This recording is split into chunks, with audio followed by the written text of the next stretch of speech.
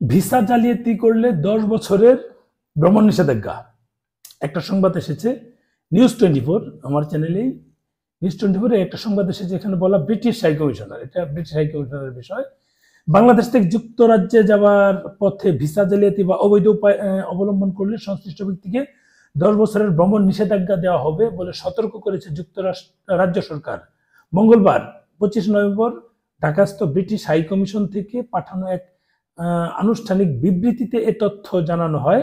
বিবৃতিতে জানানো হয়, প্রতারণামূলক ভিসা কার্যক্রমের কারণে প্রতি বছর লাখ লাখ পাউন্ড ক্ষতির সম্মুখীন হন ভিসা আবেদনকারী ও অভিবাসন প্রত্যাশীরা। এতে বলা হয়, বিশ্বব্যাপী ভিসা জালিয়াতি এবং অবৈধ অভিবাসন সুবিধা উদ্বেগজনক পর্যায়ে পৌঁছেছে। অপরাধীদের নেটওয়ার্ক সম্ভাব্য ভিসা আবেদনকারীদের প্রতারণা করার জন্য ক্রমবর্ধমান পরিশীলিত কৌশল ব্যবহার করছে।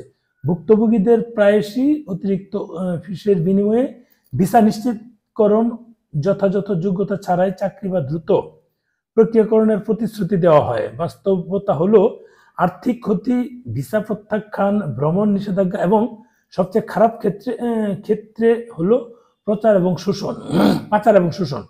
বাংলাদেশে নিযুক্ত ব্রিটিশ হাইকমিশনার সারা কুক এক বার্তায় বলেন, ভিসা জালিয়াতি মানুষের স্বপ্ন নষ্ট করে এবং পরিবেশকে ধ্বংস করে। অপরাধীরা উন্নত জীবনের আশা নিয়ে থাকা মানুষদের প্রতারণা করছে, তাদের অর্থ চুরি করছে এবং গুরুতর ঝুঁকিতে ফেলছে।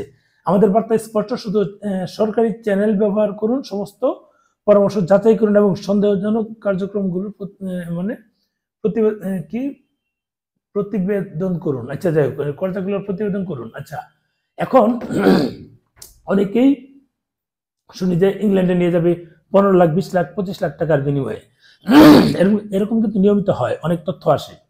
সংবাদটা চোখে পড়লো তাই শেয়ার করলাম, যদিও ওইসব দেশের কোনো কাজ আমার নাই, কিন্তু ভিসা জালিয়াতি করলে 10 বছরের জেল জরিমানা হবে, নিষেধাজ্ঞা আসবে, এগুলো তারা যেহেতু বলেছে, এটা সতর্ক করা, যারা এটা নিয়ে ফেক কাজ করছে, 2 নম্বরের কাজ করছে, তাদের জন্য আসলে নিউজটা দেওয়া।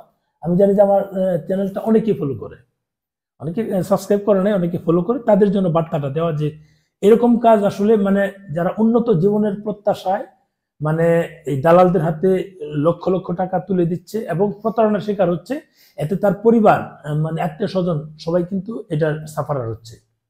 অনেক সময় গিয়ে ধরা পড়ছে বা অনেক ঝামেলা হচ্ছে। এইসব বিষয়গুলো সাধারণত আসলে কি বলবো, যে এই মানুষগুলো এমন মানবেতর জীবনযাপন করতে হয়। এটা নিয়ে 2010, 11, 12 বিটিভিতে একটা প্রোগ্রাম করেছিলাম এই ম্যান পাওয়ার নিয়ে। তখন থেকে কিন্তু আমার এই ট্রাভেলিংটা আরো জোর দিয়ে শুরু হয়, যদিও মাঝখানে চাকরির সুবাদে করতে পারিনি, এখন তো শুরু করেছি।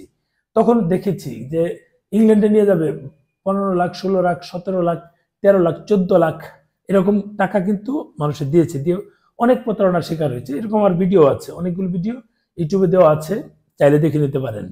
যাক, এই যে একটা সংবাদ আসলো, সংবাদটা দিলাম জাস্ট সতর্ক হওয়ার জন্য। ভালো থাকবেন, শেয়ার দিন ভিডিওটা।